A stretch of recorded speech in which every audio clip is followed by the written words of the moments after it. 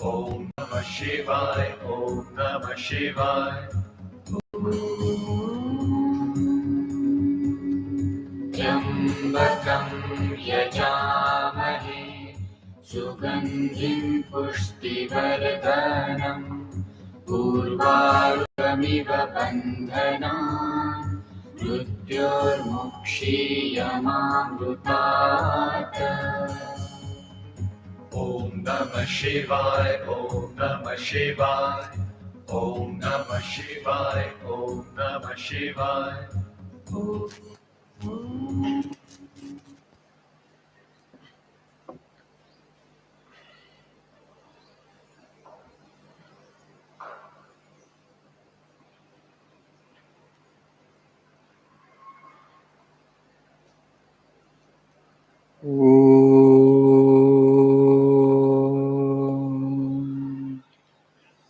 Sahanavatu Sahano Bhunaktu Sahaviryam Karavahai Tejasvi Navadhitamastu Ma Vidvishavai. Om Shanti Shanti Shanti. Om Asato Ma Sadgamaya Tamaso Ma Jyotirgamaya Mrutyorma Mrutungamaya. Om Shanti Shanti Shanti.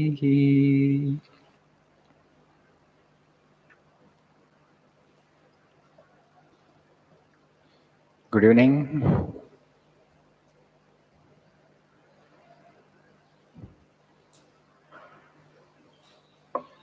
How are you all doing? Doing well? Taking so much of trouble to come to this institute in this hot summer. We appreciate your zeal.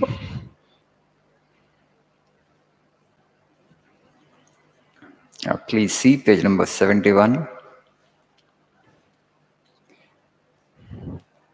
The second quote in the page.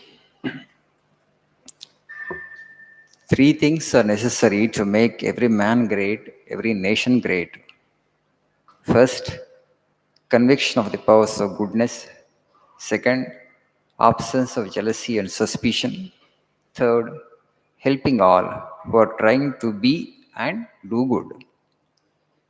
3 things are necessary to make every man great, every woman great, every nation great. What is a nation? A nation means group of individuals. What is society? Group of individuals. There is no society, there is no nation apart from individuals. So the greatness of a society or a nation depends upon the greatness of the individuals. It's always the individual that matters. Right? If every individual focuses on himself or herself and tries to improve himself or herself, a country would become definitely great. So everyone, if from today onwards, if we start working upon ourselves, let me become a better person tomorrow. Okay? Every day, bit by bit, there is some personal growth, there is some expansion, there is some development, some vikasa, some progressive ideas, some great ideas. You keep on taking and putting them into practice. So as you develop your personality, as you build your character, you are making the nation great by the day. Right? Because after all, at the end of the day, the greatness of a nation or society depends upon the greatness of the individuals. That's why Swami is saying the first thing is conviction of the powers of goodness. If I do good or if I remain good, good will happen to me. That conviction you must have first. నేను మంచిగా ఉంటే నాకు మంచి జరుగుతుందన్న నమ్మకం ముందు మనకు రావాలి. Right?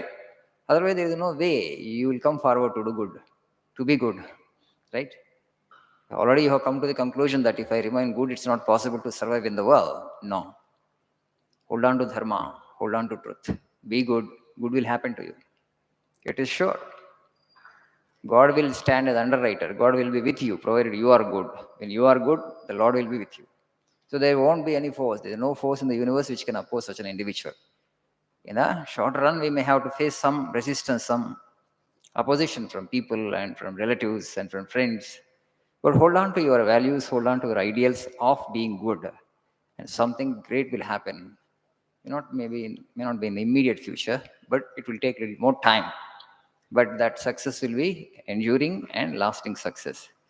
The second thing is absence of jealousy and suspicion. Swamiji Vivekananda was very proud of our country and our civilization. He says, in spite of all the great qualities that we have, we are the most spiritual race on this earth, but we have one weakness, that is jealousy, he said. It is not there in other races, according to him, as much as it is there in us. Maybe there is there very little. Now America, almost now I think 5 million Indians are there. 50 lakh Indians are there. And they're all very prosperous, right? We all know them. They are all actually in good positions. Most of the NRIs, Indians settled in America, are doing actually software jobs. Actually, even American whites are also, they are not there in that number there, right? They're not able to compete with Indians. So much so that I have heard, somebody was telling me, even now, forget about black Americans, even whites also, they don't prefer to send their children to schools where Indians are the majority. Why? Because our children won't be able to compete with them. That's the fear they have. So Indians are so hardworking and so intelligent by nature, because as a race actually, because they're all the descendants of Rishis and Munis, the people who had titanic intellects. So there is that inborn genius in an average Indian. It is much higher than any other race in the world. Only when you go and compare yourself with other races, you understand how much of genius is already in you. Whether you're all always staying together, we don't understand. If you place a black American juxtaposed to an Indian, the difference in intelligence level, average intelligence level, is too huge. And also, once you go to America, you want to earn in dollars. So naturally, all Indians, okay, are very hardworking. There, they work very hard and they make a lot of money and they're very prosperous. But see, you just see, suppose somebody comes from other country, comes into our country and makes more money than we can make. We feel jealous or not? We'll drive them off, right? You have come from other country and you are earning so much actually, more than what we earn here. You have come to our motherland. Okay, get out. We may kick them out also, right? But Americans are not doing that, right? They can ask Indians, you go away. You are making so much of money here. All our actual wealth actually is in your possession. They may say that, right? But they're not saying, they don't have jealousy. If you work hard, if you come up in life, they will congratulate you wholeheartedly. We also must develop that capacity. If somebody becomes successful, you shouldn't feel jealous of the individual. You can take inspiration from them. You just go and ask him how you have become successful, how you have come up in life. You take inspiration from such an individual, but should never feel jealous of other individuals, because jealousy is a negative emotion. It harms us. Hatred, fear, jealousy, envy, they are all negative emotions. They only harm the individual who possesses them or who generate them. So you must purge your mind of all these negative emotions. That's why Swami is saying absence of jealousy and suspicion. Suspecting people, not trusting people, that's also sometimes happens. Particularly those who wish to occupy leadership roles, they should not have this quality of suspicion. If you're of that nature, actually, you will never become a leader.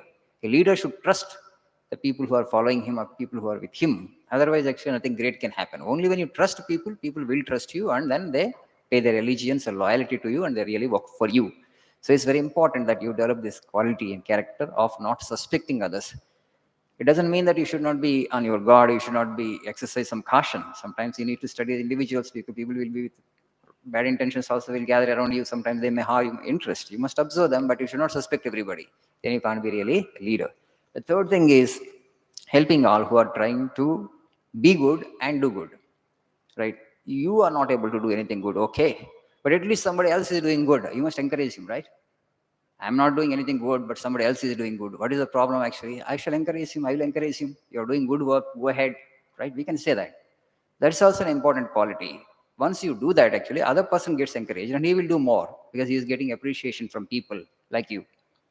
Today, the problem with the society is not that they are not doing good. If somebody else does good, we don't encourage that individual. We discourage them. That is no good, right?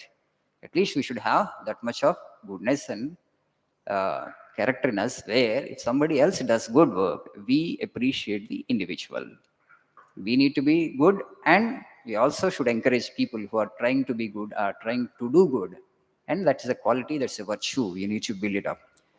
Okay, my friends, so much actually of moral teachings and ethical teaching I've been telling you, but one thing you need to remember that personality development and character building doesn't happen overnight, right? Over a period of time through struggle, actually, we build up our personality and character. Have this because Swamiji says character alone actually pays ultimately. Neither money pays, nor name and fame, nor much learning. Ultimately, what counts at the end of the day is character. Once you have this, money will come to you, name and fame will come to you, right? Wealth will come to you, everything will come to you, but you should have the patience. People are in indecent hurry and they are in haste. They want to make the best of life, not knowing actually how to make the best of life. They don't even know how to make the best of life, in my opinion. They're in a hurry. Everybody wants to become successful. Yeah, success will come to you. Have patience. How it will come? Build the character, have the right personality, then everything will come to you. And also, life is infinite, as I keep telling again and again. Death is also karma, it's not a full stop. Again, we'll be reborn, there's another body continues. So, why should you be in a hurry? I'm saying. No tension, no stress. You work towards your goals, but should never be in a hurry, should never have any stress or anxiety or fear or insecurity feeling, right? Sometimes this also takes possession of our mind and consciousness, subconscious mind, and so makes us weak. Be free from all these negative things. I will become really successful in life. Thank you. Nice evening.